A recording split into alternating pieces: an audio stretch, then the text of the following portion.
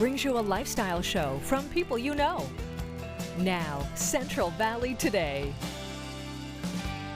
Well, it can come on suddenly with no warning. A fever, it's when the body's temperature is higher than normal. And kids, we all know, they get these a lot. But when is it time to stop the home remedies and see a pediatrician? Here to answer our questions is Dr. Sang of Sang Pediatrics. All right, so we were just talking. I don't have kids, but I'm in the age range.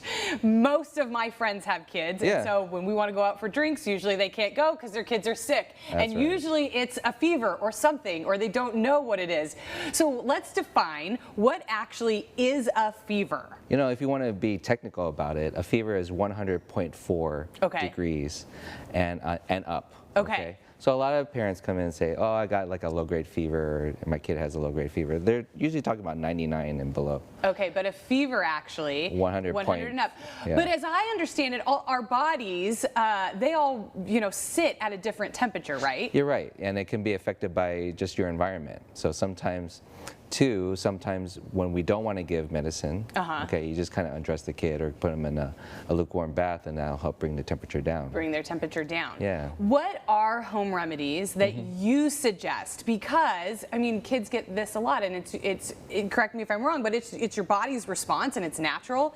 So you can treat it at home if it's a low-grade fever. What do you suggest? You're totally right. It's your body's natural response. And so the body, actually higher temperatures, before we had medicines like Tylenol or Motrin or something like that, your body killed the virus by elevating the temperature. And so I just want the viewers to know to not panic. Right. Right? Because if the temperature is high, it's okay. Yeah. That's your body's natural response. But like you said, some remedies at home, you can undress the child, put them in a lukewarm bath, or give Tylenol or ibuprofen at a reasonable, safe dose, and it's okay. We talk about this. We always talk about the way you kill bacteria in food is you heat it up. The reason dogs' mouths are sanitary is because they sit at a higher temperature. That's so right. Heat is good. Yeah. But when does it turn bad? When do we need to come see you? Okay. Good question. And parents ask me that at 2 in the morning all the time. Yeah. Right? Do I have to panic and go to the emergency room?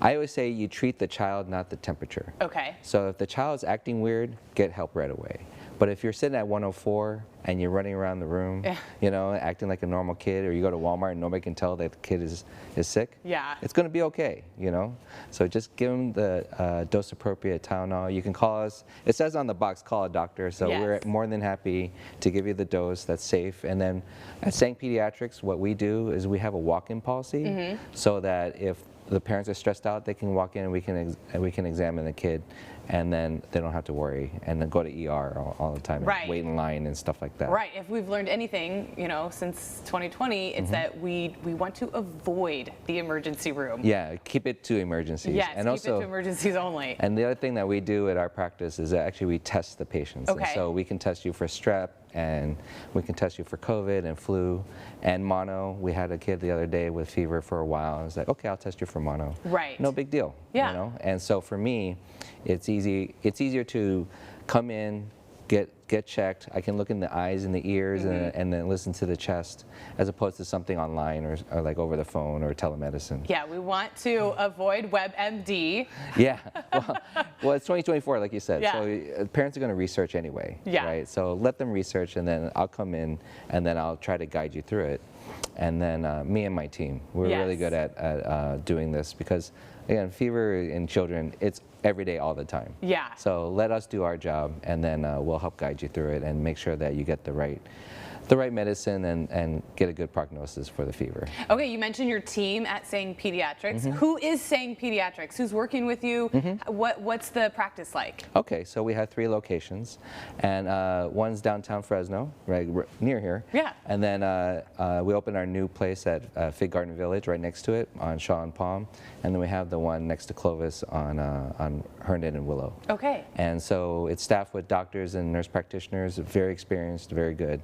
And the matriarch of the Sang Pediatrics is my mom, who's 79. I just talked to her like 10 minutes ago because Mother's Day is coming. It is. Yeah, so what a perfect time for you to come on. So mom's over there. She's working right now. Yeah. Over at downtown.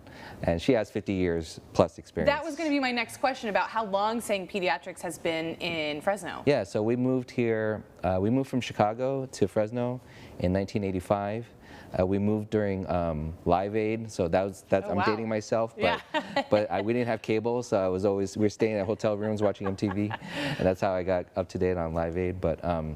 But yeah, that's how long we've been here. Mom and Dad, they established the practice across from Community Hospital a long time ago. All right. Yeah. So you got some roots here in the Central Valley. You know what our needs are. You know what things we run into here. Yeah. So Sang Pediatrics, if your kid has a fever, they can help you. They can tell you what you should do, if you should stay home, if you should come in. So we will put all the information on how you can get in touch with Dr. Sang and Sang Pediatrics. We'll put it online. Perfect. Thank you so much for being here. Thanks for having me.